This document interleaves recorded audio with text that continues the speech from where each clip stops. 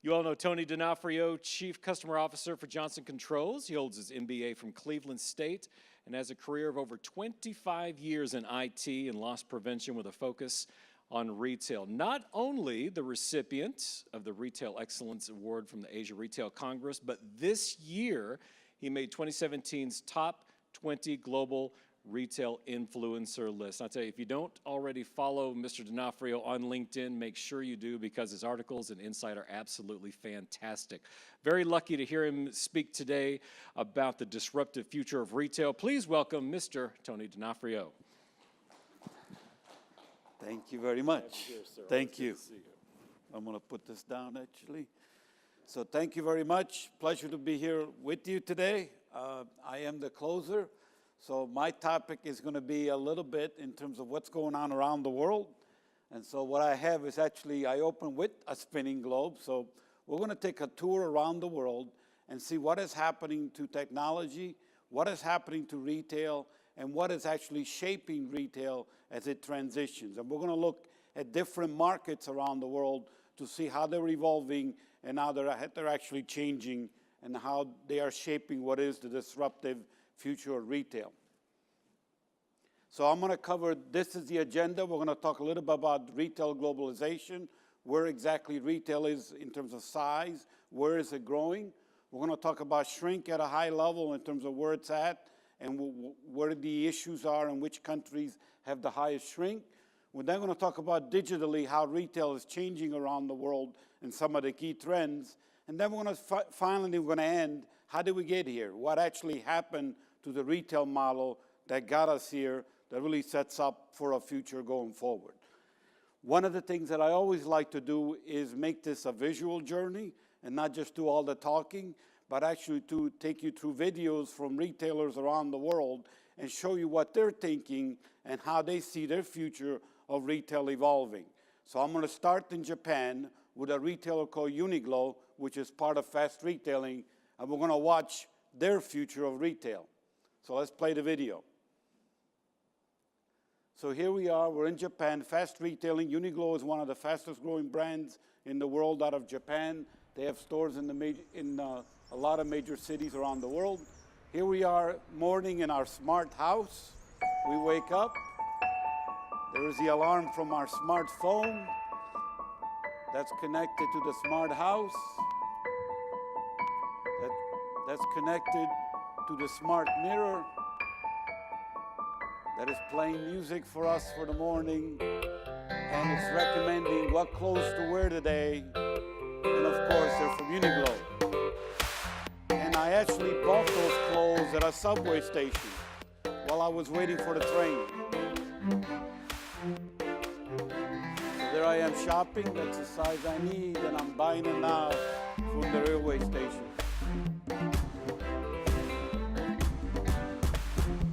Now we're off to the Uniqlo store, very digital, lots of digital technology inside.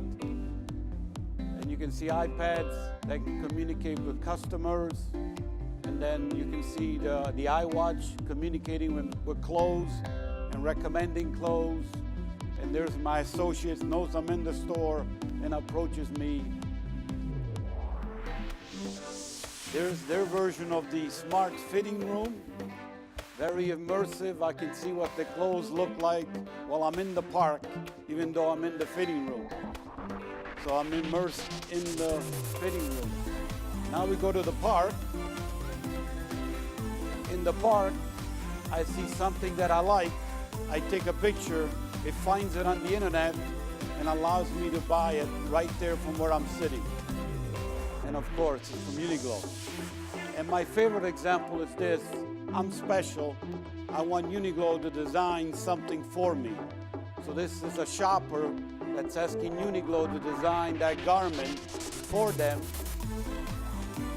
And if you notice, there was actually a bike there on the iPad asking that that item be delivered by bike because I'm very environmentally friendly.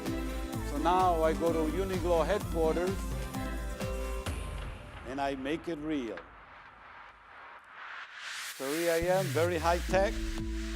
Uniqlo headquarters, I'm building garments. There I am basically customizing a garment for a customer. There's the garment being made, being shipped. There's the bike. There's the notification. And there I am with my new garment sitting in my living room with a custom designed product from Uniqlo.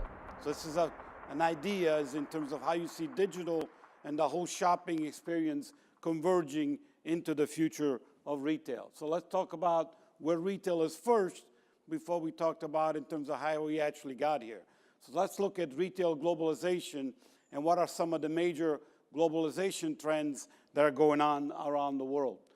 So the good news, retail is a dynamic and growing industry and will continue to grow around the world for the foreseeable future. This is a chart from The Economist that projects retail sales all the way up to 2020, and you can see it continues to grow. The biggest chunk is the one in the green there that you can see, and that's Asia. Asia has a dramatic impact on retail sales worldwide and will continue to be one of the biggest markets for retail worldwide. You can see some of the other types of markets. You can see the red is North America and Western Europe is the yellow. You can see that all markets, the only market that dipped is really Latin America. The rest of the markets really continue to have very, very strong growth on a go-forward basis throughout the world. So really good news for retail on a global basis. It's a market that's thriving. And as you can see, the near-term forecast all have the markets up. Latin America, again, dipped, but it's back. All the markets are back. Every single market around the world is really growing right now in retail, with the strongest growth, again, recorded in Asia. And even North America will have a decent year this year, growing from 3.7% to 4%. You can see the worst countries in the world. Fortunately, one of them is Italy. My home country is not doing too well in the retail space, but they are coming back. UK, Ecuador, Hong Kong, and Venezuela. And you can see the best performing countries, China, Ukraine, Pakistan, India, and Iran. I will talk briefly about some of those in a second. Now, retail is also changing, and this is a chart that looks at the global top 250 retailers around the world and who's growing and who's actually moving up in terms of revenue and growth. The fastest growing sector in retail is actually apparel. It's also the most globalizing. If you look at the apparel industry and the apparel retailers, they're the ones that actually have the most countries that they penetrated. In fact, they're an average, the larger chain in an average of 26 countries around the world. The slowest sector that is growing around the world is fast-moving or consumer goods, which is hypermarkets, supermarkets. They are struggling, and you can actually see some of the major retailers that are retrenching in that sector around the world, and I'll explain why here in a second. So retail has got some really great things. One of the things that's driving this growth is brands. As brands become stronger, and not that brand, different brands, the actual retail brands, as brands become stronger, because of the internet and because of digital, they're able to create markets faster, hence they globalize faster. So this branding is really a critical component of the future of retail. What makes up the top 10 retailers in the world and also the fastest growing is changing and reflects really a lot of what's going on in the industry.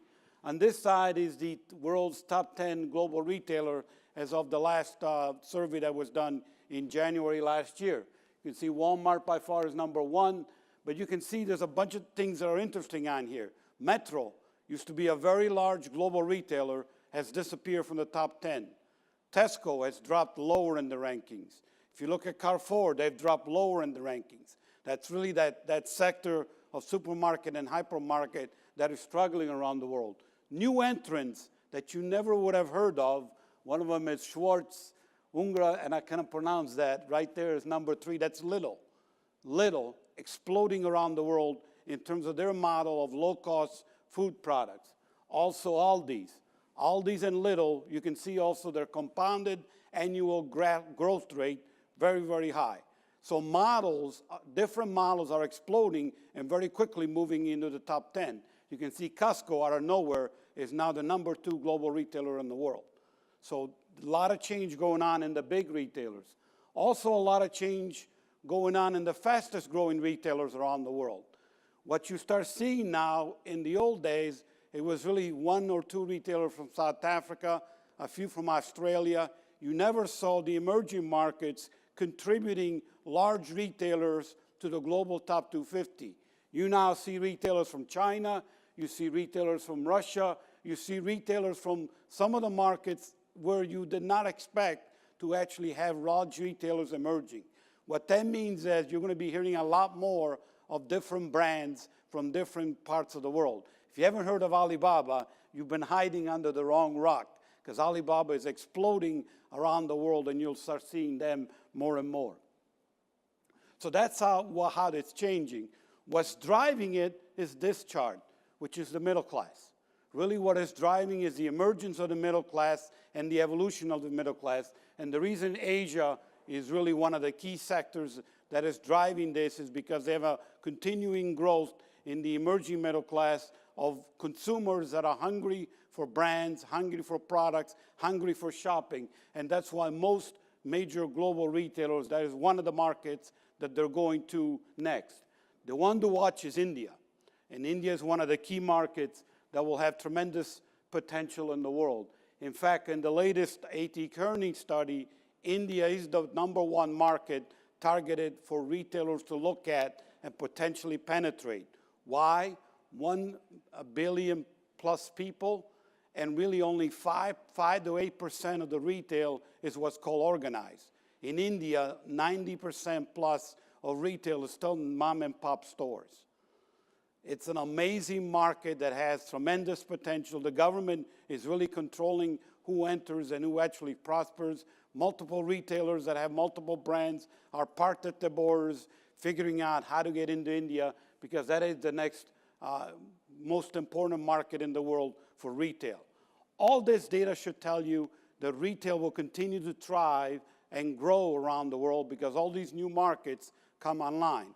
I haven't talked about Africa.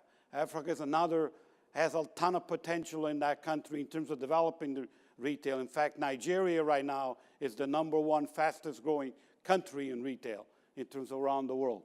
What's also interesting to me is that what's on the other side of the chart, which is the new ways that people are shopping around the world. What you are seeing is that in emerging markets, we're going straight to mobile. We're not going to go to the store. We're not going to go to an iPad. We're going to start shopping on mobile. So new platforms get adopted faster in new markets, and they become shopping platforms, which means strong brands, if they have a strong digital presence, can actually expand in some of these markets faster. And you can see that. You can see countries like Nigeria, Indonesia. You can see China, really high mobile, high e-commerce type of activity. In fact, China has already surpassed the United States in terms of e-commerce sales, and that will continue to happen. This looks at risk. So one of the, and also market attractiveness, and the size of the bubble tells you the size of the markets and the importance of the market. So the big markets in the world are China, India, and Russia. Those are the 3 most important markets for the development of retail going forward, primarily because of the middle class going forward. Some of these carry risk, and that's why you got to balance when you actually go in there in terms of if you're a retailer. So that's a little bit how retail is, where it's been, where is it going.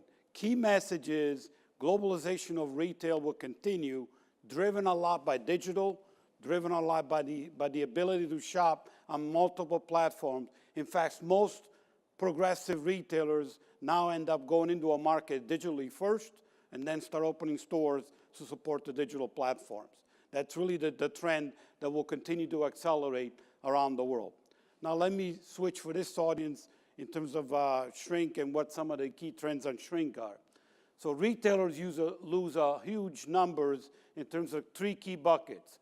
One is shrink, which in the last estimate was $123 billion, split into multiple sectors. Another one is inventory distortion, $1.1 trillion. That's overstocks and understocks. And then the other one is returns. Those are the 3 big buckets that if you total them, really end up being huge numbers that are lost in the retail space. In terms of traditional shrink around the world, you can see that 123 billion, 39% is dishonest employees, 38% is shoplifting, and you can see some of the other stats. The #1 country for shrink is Mexico. In terms of the top 3 countries, in terms of overall shrink, Mexico gets the gold medal, the silver goes to the Netherlands, and the bronze goes to Finland in terms of the top 3 countries in the world in terms of where shrink is located. And then you can see the sectors, the drugstores, apparel, and jewelry are the top 3 sectors in terms of retail where theft takes place. This is North America, $37 billion, and you can see the employees are 45%, 36% shoplifting, and the other stats. And the same would apply here, the same discussion that we just had. And the highest shrink segment in North America is drugstores, and you can see some of the categories that are the favorite to steal in drugstores. We also did a study late last year that looked at in terms of where loss prevention is and where is loss prevention headed and what are the most important technologies for loss prevention. The top 4 were video, so #1, exception-based reporting, access control, and EAS were the top 4 technologies, and you can see some of the others.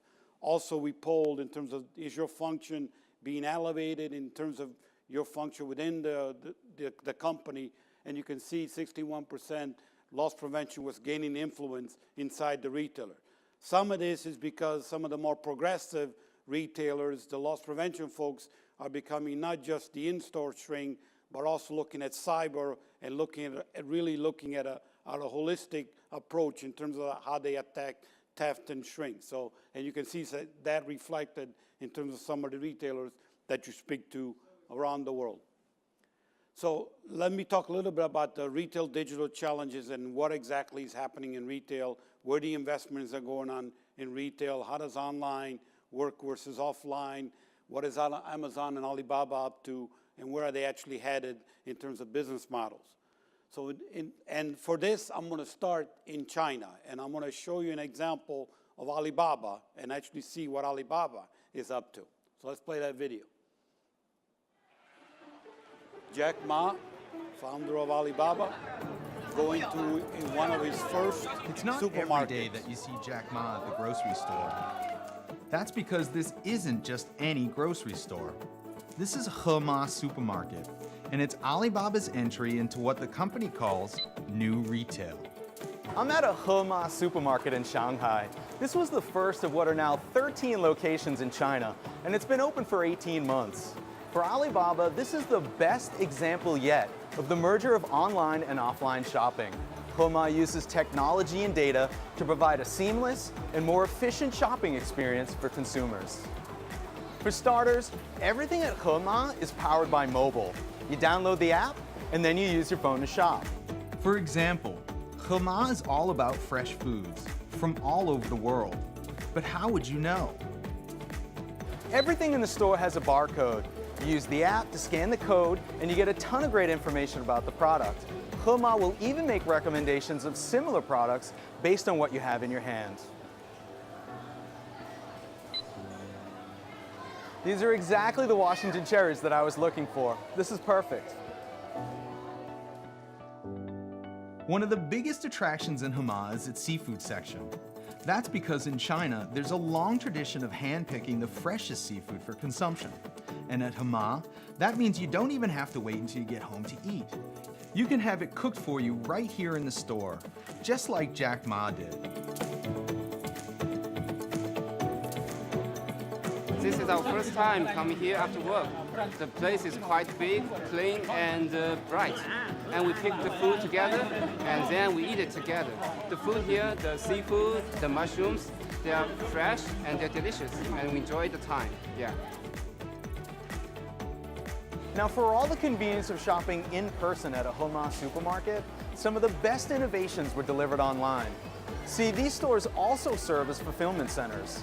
Customers place orders through the app, and then workers run around the store collecting items for delivery. Each store serves a radius of about 3 kilometers, about 1.5 miles, and they can serve thousands of orders a day, each within 30 minutes. Here's how it works. Each employee has a scanner and a delivery bag with a unique barcode on it. That barcode corresponds with a specific order. After they finish packing their orders, they drop the bags off here. When I'm ready to check out, I use the Hema app, which is linked to my Alipay account. Hema is also a membership club. If I join, the app remembers all of my purchases so it can personalize and improve my shopping experience the next time around. I can't wait to see how they try to entice me back here. But honestly, I don't think it's going to be too hard. So this is Alibaba. Just last week, they've announced they're opening 2,000 of these stores in China. So when they sent this video, it was 13 just last week. And again, it's a combination of digital, physical, and the digital experience, and linking those two and really creating a very efficient model.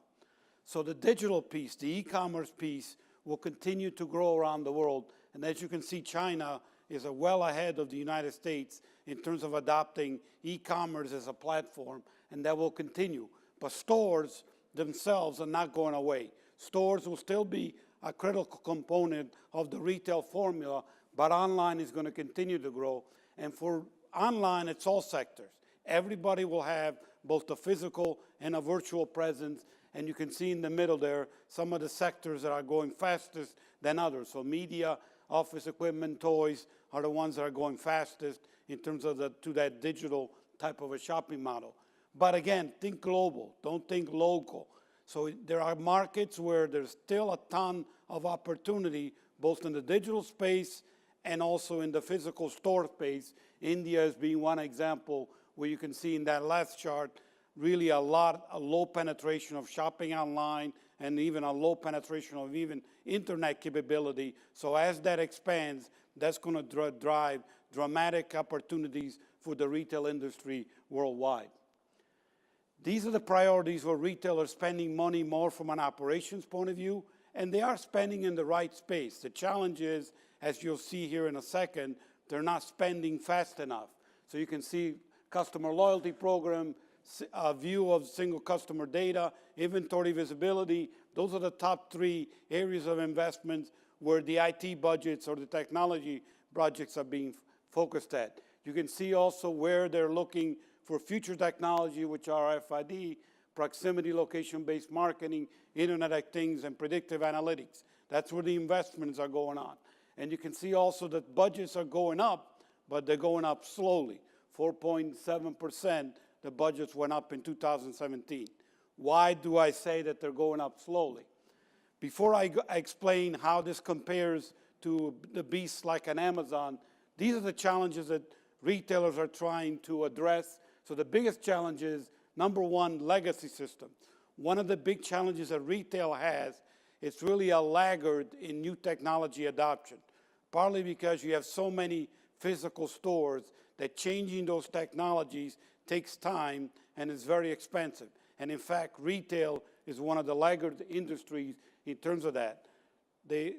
Also the ability to go digital, the data security, so think of, again, what was mentioned earlier, the Target data breach and what that did, optimizing stores and then getting more bandwidth to do more inside the stores. Those are the challenges that retail faces right now. In terms of the opportunities, is how did you engage that consumer? How do you actually make that consumer welcome? How do you actually make the digital and the virtual almost seamless in terms of that? And how do you actually personalize that shopping experience? How do you actually get to know that shopper as they're coming into the store? That's really the key driving areas for the retail industry going forward. What they're up against is somebody like an Amazon. And if you look at Alibaba, you will see something similar. Amazon spends $15 billion a year on innovation. $15 billion on innovation. That's more than all those retailers on the other side combined. So Home Depot is a top 10 global retailer. Kroger is a top 10 global retailer. Amazon spends more than all those retailers combined on innovation because they've determined exactly what was said earlier, that innovation is going to be a key driver of the future retail model. And you really need to turn these shopping into key experiences, or what I call immersive experience where you want to do more of it.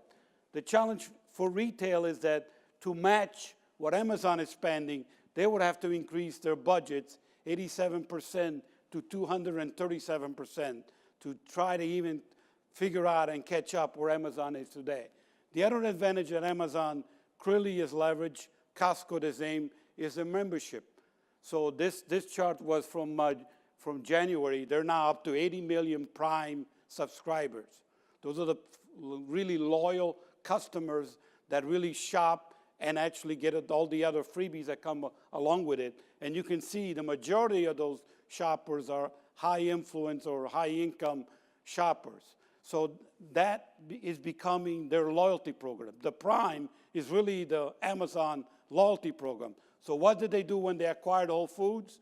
If you go to Whole Foods, you will soon be using Prime as your loyalty program because they'll link it back to online and give you services and benefits. So they got an 80 million user market that they're actually going to be able to leverage into physical stores going forward. An example of the innovation that they're doing is Amazon Go. And I'm not going to show you Amazon Go because everybody will have seen it. This is their view of the automated store where you walk in and you actually don't interact with anybody. You pick up goods off the shelf and you walk out. That video has been playing many, many times on YouTube. But I am going to show you a different technology that Amazon just announced. So let's play that third video.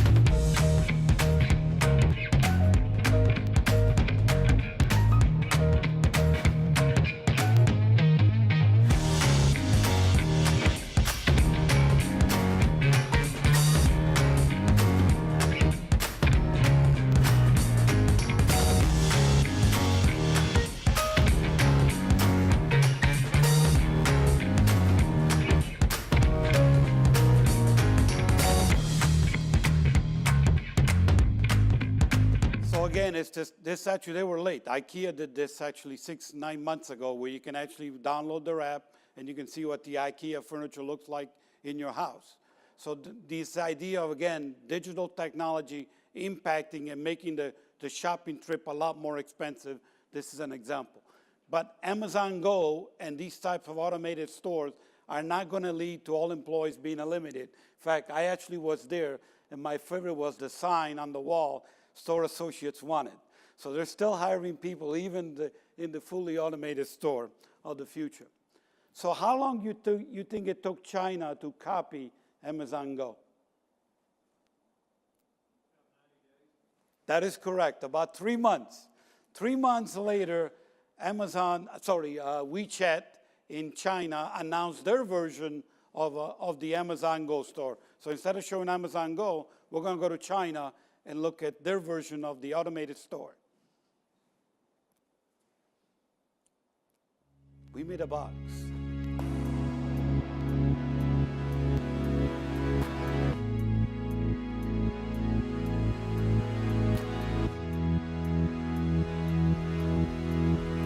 You walk in with your phone. 欢迎光临，请 There's 进。 nobody there. Do all your shopping.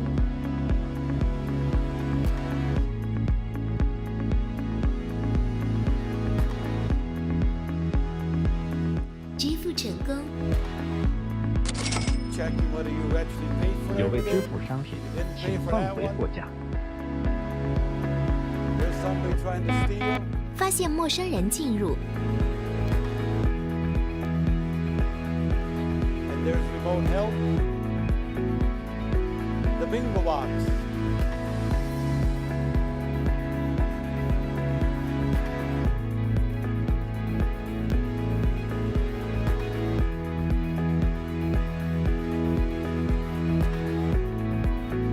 So this is the convenience stores and as you'll see here in a second.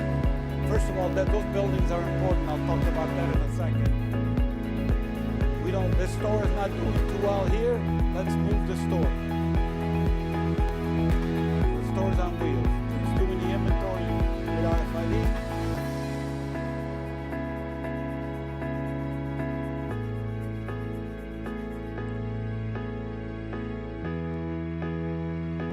5,000 of these are being rolled in China right now. So where Amazon Go, the store is not open yet, still having issues. So the Amazon Go store is still not open. 5,000 of these boxes are being deployed in China right now. Where they were at is important. Those were actually are being put in the communities. Where in different parts of the world, for example, in Asia and even in Europe, retail is actually embedded in the community. You actually go downstairs from the skyscraper and the mall is at the bottom few floors and you're doing your shopping. One of the challenges the United States has, malls are outside of town. You got to drive. It's inconvenient. In fact, there was a stat that I've used before. 1.2 billion hours a week is what consumers spend going to malls, parking, doing the shopping, going back home. All that time, really, time is becoming, and I think that was said by Doug McMillan in that video, time is the most critical element that we all as human beings are having. So how do you optimize from a retail experience? And this is one way. So you think that automation experiment is really going on with Amazon in China. In fact, it's going on in a bunch of different places. These are different pilots that are going on around the world in fully automating the store, basically creating a store where there's no employees or there's very minimal employees. So you can see self-scanning, just walk-out experiences, palm vein scanning, and facial recognition. And you can see the countries where this experimentation is going on. Japan, China, US has got one, but you can see a lot of them in China, South Korea, and again, China. A lot of experimentation. How do you automate? How do you get people to buy anywhere and any time and not really have physical people present? And those are some of the models. Now, one of the other phenomena that's going on, this started out where everybody had, you were online or you had physical stores and you were separated. What is happening now, the ones that were online are as quickly as possible getting into physical stores. That trend will continue. So Amazon, of course, bought Whole Foods. They actually are also opening bookstores. They're in the middle of opening 50 bookstores across the United States. So they started as an online bookstores. They're now opening physical bookstores. Those physical bookstores are the same as what you saw in the Alibaba supermarket. It's a combination of digital experiences that you can have in physical stores. Alibaba doing the same. They spend $8 billion already in investing in the actual physical stores. And as I said here a second ago, they're opening 2,000 of those supermarkets. The reason they're doing it, one of the best kept secrets in the world, it's very profitable to have stores. It's actually expensive to have an only online model. And there's a bunch of different stats on the charts to talk to that. For example, if you're an apparel retailer, in-store, the profit margin is 32%. Online is 30%. If you have online in-store pickup, it drops to 23%. If you have online ship from store, it drops to 12%. Amazon, for example, their shipping costs are equivalent to all of Starbucks' revenue. And the amount of returns that they have is amazing. In fact, they do have a no returns, we don't want you anymore, you're returning too much list that they actually built over time. So if you're one of those frequent returner, you will be eliminated from the Amazon model because of the cost. So really, the physical store is important because it actually adds profitability to the model. More importantly, for the future of retail is where consumers are going to go and experience and touch. We are tactile individuals. We want to touch, feel, experience, and those experiences are going to become a lot more immersive over time and a lot more digital. That physical store is also a pickup for goods, so they don't have to ship it to you because they already have distribution products being sent from the DCs to the stores, so that actually cuts cost if you are able to have all these physical distribution. And you can see the return rate for online is nearly 33% versus something bought in the store, the return rate on average is only 9%. So again, that physical store, extremely critical to the model, and that's why that's going to continue to increase and why the clicks are going to need bricks, and you're going to see a lot more bricks coming out of the clicks from the online model. So that's a little bit of the digital and how digital is evolving. Now let me explain my view in terms of how we got here. What's happened to the retail model and where does it go from here? So my view of what's happening to the retail model, we've gone through three mega trends, three major phases of retail that really have disrupted where retail is at and are going to continue to disrupt it on a go-forward basis. The three mega trends to me are driven by information and in technology, how that information has been distributed. Whoever had that information really was in control of the retail channel. Prior to the 1970s, that was the manufacturers. The mass production lines, the optimizing of production line is really what led the manufacturer to almost dictate to the retailer what they should shop, what they should put on shelves, where they should put it on shelves, and so on. That changed in June 1974. What happened in June 1974? A pack of juicy fruit chewing gum was scanned in Troy, Ohio, on a Marsh supermarket. That barcode changed the dynamic because then retailers such as Walmart figured out they could become an extremely efficient logistical company by leveraging that information, create really highly optimized supply chain because they knew what was selling to the barcode. So the barcode transitioned the power of retail from the manufacturer to the retailer, and the retailer was in charge of it roughly till about 2007. I put 2010 until this little thing got going. And Apple is the one that got it going, which is a little smartphone, but this thing got going really by Apple. The little side note, IBM actually invented a smartphone, but never really got it to commercialize. They were too early and didn't keep at it. They gave up after 1 year. So, and that was in 1992. But you can see in terms of the technologies today, the consumer with the smartphone is now the new mega trend. We are in charge of the retail channel. We really dictate as we're walking in because we're doing homework. We're actually doing research, not only before we get to the store, but even in the store because of these devices. So we are now in charge of the channel, and that's going to dramatically change where retail goes from here. The other key thing that I'm seeing is that the pace will continue to accelerate. How new technologies get adopted faster. So this, on the one side here, it shows new technologies being adopted by 25% of the US population. You can see it took electricity 47 years for 25% of the US population to get it. But you can see as we go up the food chain all the way up to the World Wide Web, only 7 years. Facebook, 2 years, 25% of the population. How long it took Pokemon Go to make $1 billion? Less than a year. In less than a year, they were $1 billion company because they created, using digital technologies.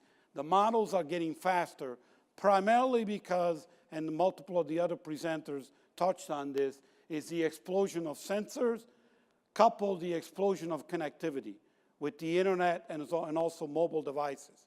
So you'll start seeing, so for example, India is already working on a 5G, 6G kind of technology in terms of, because they see digital as their future versus going down the legacy models of some of the other markets. But this idea of everything getting connected that was said earlier and everything going mobile on the internet really creates new models, and these models go faster and allow new experiences to be created, including in the retail space going forward.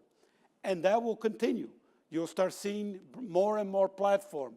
So for example, exactly what was said earlier, Facebook, Instagram, this holiday season, one of the biggest shopping platforms will be Instagram.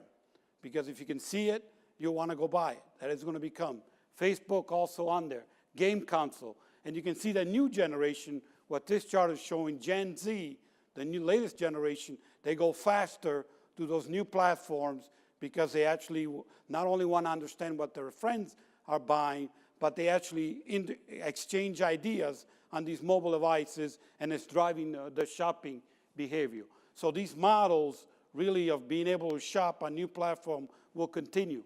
Also, the models themselves of how you shop is changing. So Zara, H&M, their ability to create goods faster and get them to you within a month after you've seen it on the runway, is a model that drives a lot of profitability, and those models will continue. Uniqlo is a third retailer in that space that have figured out, if I can get to the consumer what they like faster, they're going to buy it more. And if I create the scarcity element where you got to get it now or it's going to be gone forever, they actually create these loyal shoppers. Inditex, for example, is one of the largest apparel companies in the world. They're in 90-plus countries right now, 7,000 stores, and still growing like crazy because of this model of having the right product on the right shelf, fast, ahead of everybody else. I got to go to Zara because that product may not be there tomorrow. And every week that I go to Zara, I find something new that wasn't there the week before. So these models become very, very important, and they actually are fitting into the technology space in terms of I want things quicker and I want things more. I also think how we shop is going to dramatically change, and I think voice is going to be one of those key platforms that we're going to continuously use. And I'm not going to show it here, but again, Amazon just released a new version of Alexa where it's got a built-in screen where you can actually interact, and it becomes almost your iPad integrated into your home that you can talk to and do a lot more than some of the other types of technologies going forward. So voice will become one of those new platforms. You'll be able to shop as you talk. Alexa, I'm out of Tide, I need more Tide. Those types of things you're going to see more and more. And that'll extend even into your car someday where you can shop from your car. And actually there was some work on that recently. The funny thing, and this is just a little sidetrack, loss prevention had a lot to do with this in terms of some of the foundational technologies.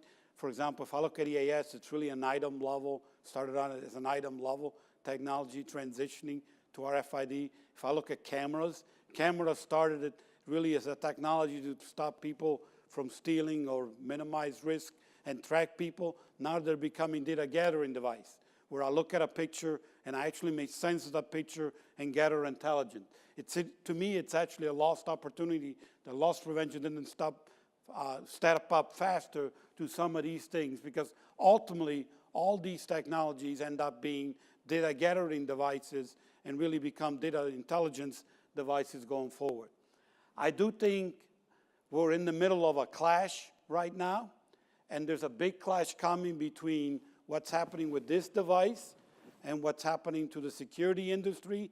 And by that I mean, how do you stop or how do you catch when somebody's shopping with these devices in the store, have checked themselves out and actually walked out of the store? How do you actually get better at those types of things? So you got this dichotomy that is happening where the home office is really worried about, how do I make my brand better? How do I get more real time in terms of my consumers? How do I create these special customer experiences? And how do I create all this new technology to make that consumer happy? And you got somebody walk into the store that basically could scan one thing and put a more expensive thing in the cart and walk right out. How do you stop those kind of things? So I do think this clash is going on. And I also do think that technology on the loss prevention side needs to step up to address that, and it will. And there will be things like security will have to be built into the brand itself. The brand will have integrated security along with the brand itself. Video is going to have to do more. Machine learning. And you actually, we held a customer forum not too long ago. From a loss prevention person, I heard the word machine learning.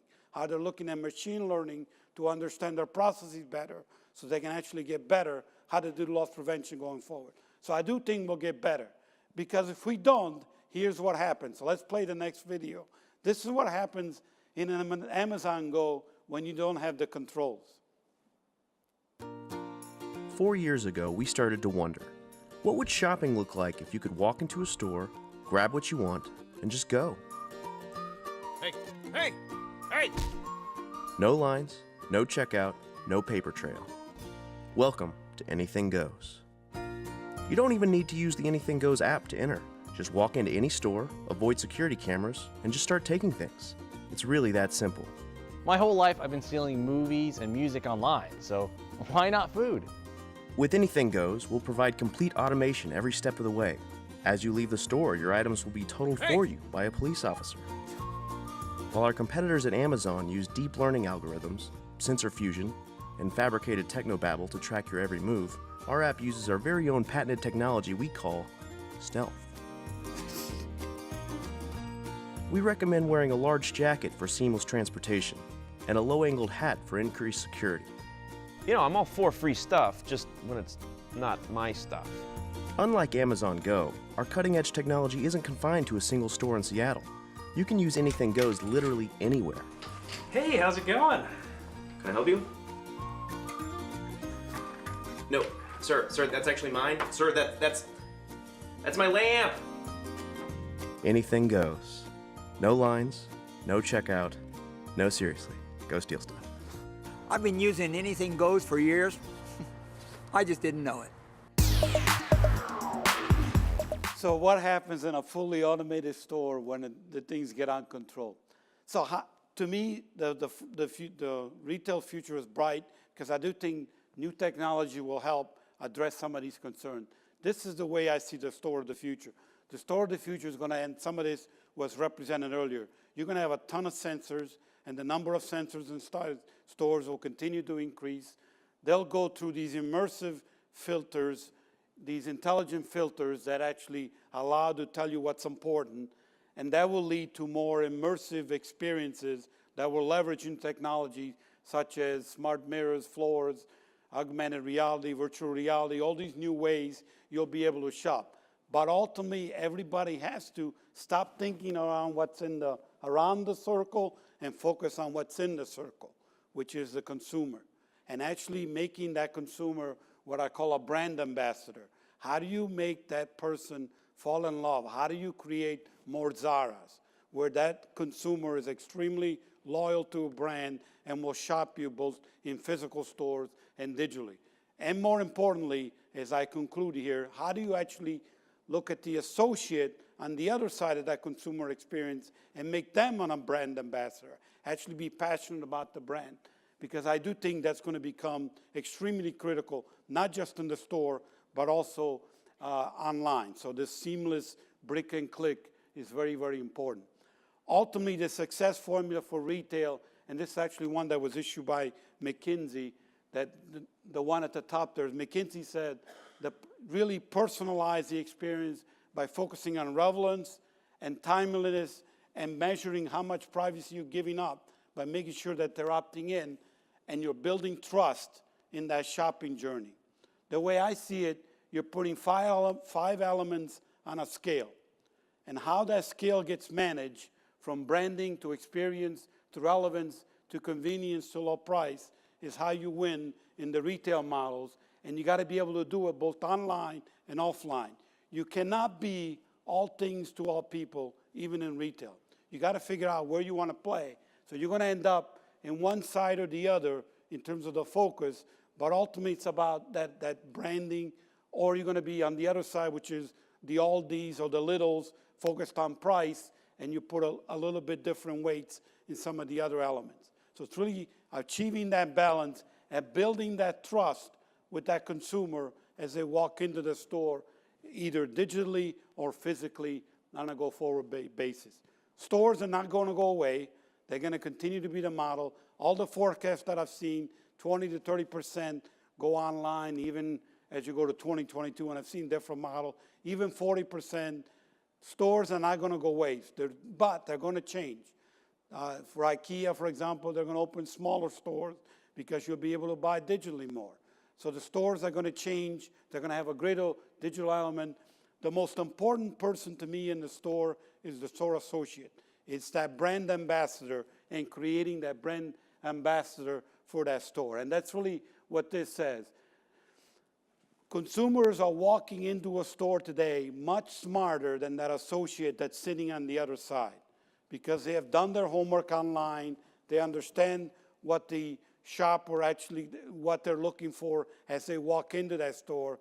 The unfortunate part, the associate on the other side, for the most part, really is trying to catch up. And you can see here some of the things that people are doing, and they get extremely frustrated. You can see number 4 shopper and pay points, uninformed associate without access to complete product information, a pet peeve of shoppers.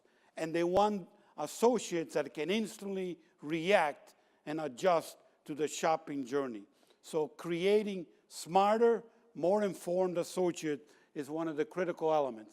And I typically wrap up with this chart, which is the growth of source tagging. And I use this as an example of if you're doing anything inside stores that is not selling, that is not an associate being in front of a consumer, selling and helping them and being passionate about the brand, you are not in the future of retail. In the future of retail, all these activities that are not selling inside stores need to move back into the supply chain. And source tagging is one of those examples. And in fact, that's what we've seen. Our source tagging business, for example, has grown 7 years in a row, straight, consecutively for the last 7 years, because more and more retailers are trying to figure out how to move back out stuff that they're doing in the store back. And that's actually a conversation I was having with Randy earlier today in terms of any activity that is not selling to a consumer, don't do it in the store. Really move that as far back as you can inside the supply chain. So I'm going to close with one final video. Technology is going to continue to come into retail from a whole bunch of different sources.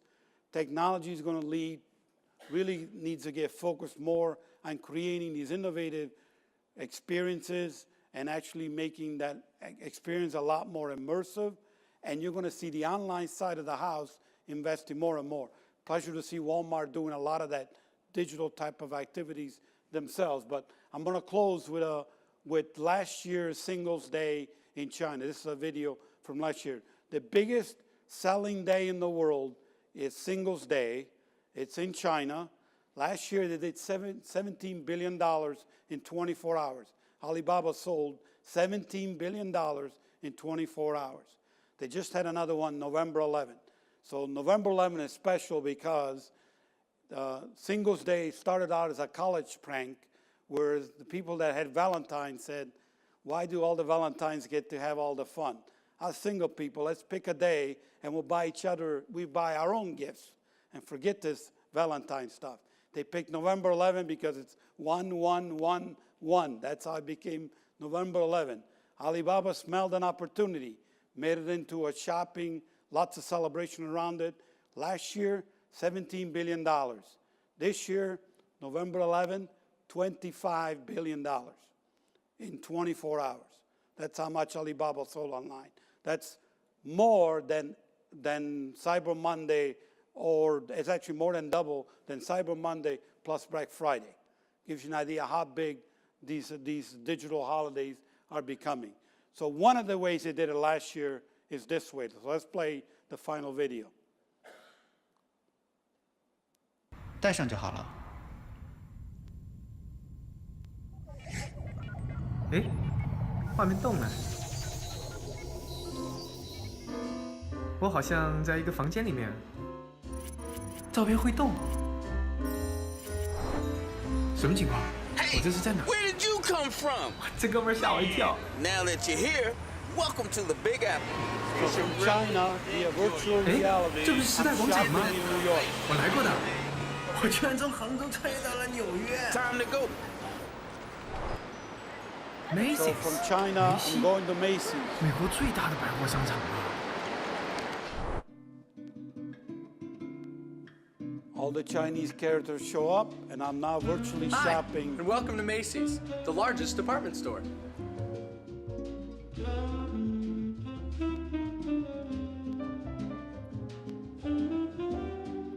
Mm-hmm.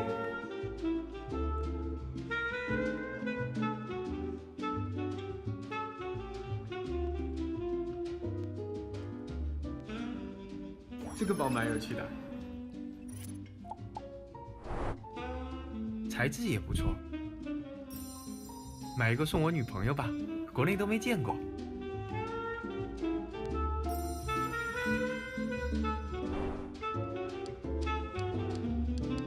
Those glasses are made out of cardboard to be low cost. Designed to be low cost. 要不要 So 去日本看看？ last year, Alibaba formed a partnership formed a partnership with a company called Taobao, month of October, distributed these glasses. For then the entire month of November, you could shop virtually in a bunch of different partnerships they set up around the world. You can shop in the store. An experiment, but it gives you a flavor in terms of how digital is really converging into physical on a go-forward basis. So with that, I'm going to take any questions. So I do think, first of all, the millennials is a key generation. They're bigger than Gen Z, and they're actually already are starting to focus more on experiences and less on buying goods and all that, which is leading to how do you actually market to those types of individuals. In terms of older generation, I do think the model is going to continue to evolve. The smartphone is not the end of shopping. It's the beginning of the next types of generation. What I said earlier, there will be other interfaces that will come into how you shop, voice being one of ones and other. It will get easier, like the dash button from Amazon, right? Next to your washing machine. You push a button and you buy. It's not that intensive. But I do think there will be a backlash to the smartphone, which will force an evolution to what's next. And the what's next, I mean, there's a ton of speculation. When is the Apple going to run out of room? And some of that will go back to simplicity. But some of it, in my view, is retail is going to end up going back to where it started, which is the actual physical store or even the digital store knowing who you are, what you like, and providing you almost by name those products when you want them. That's really what it ultimately needs to end up at, but we're not there yet. We're in what I call the complex mode, where we're throwing a bunch of technology in the air and we're evolving. We're not there in terms of what the final model is going to look like. I think it's going to go through a lot of change, including pushback on what the phone is doing. Yeah, that's an extremely good point. To me, the future of retail is about what you stand for as a brand and how you actually market.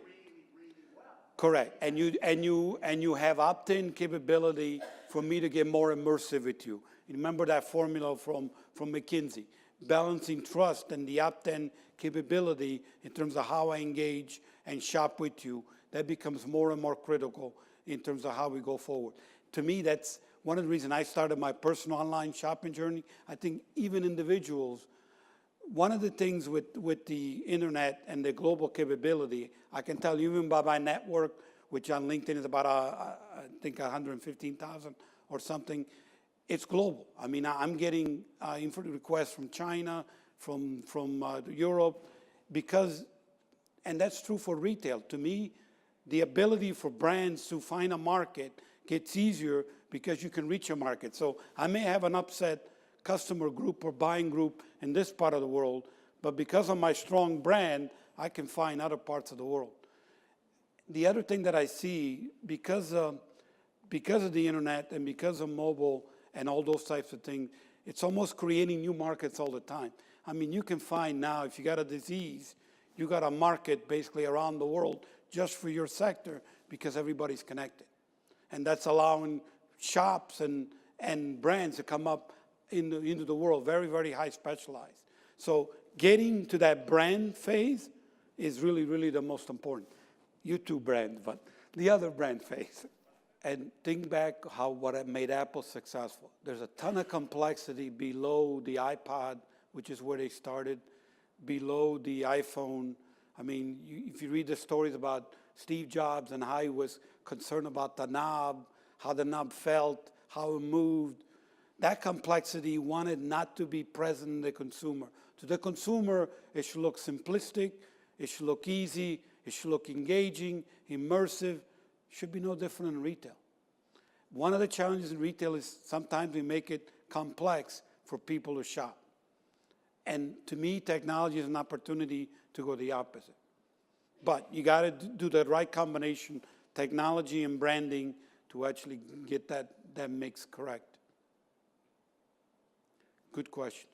Any other comments? Thank you very much.